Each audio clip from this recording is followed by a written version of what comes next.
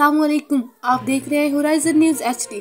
खबर शामिल करते हैं साहिवाल से पाकपतन बाईपास पर डकैती की वारदात।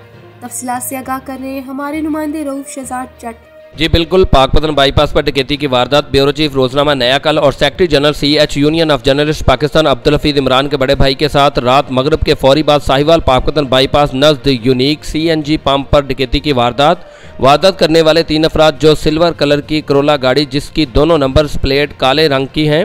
डकैती करने वाले गैंग का एक मुलज़म वीडियो में साफ दिखाई दे रहा है। उसने सफ़ेद रंग के कपड़े और सफ़ेद रंग के जॉगर पहने हुए हैं। मज़ीद खबरों और अपडेट्स के लिए हमारे YouTube चैनल को सब्सक्राइब करें, बेल आइकन को प्रेस करें और हमारे Facebook पेज को फॉलो करें।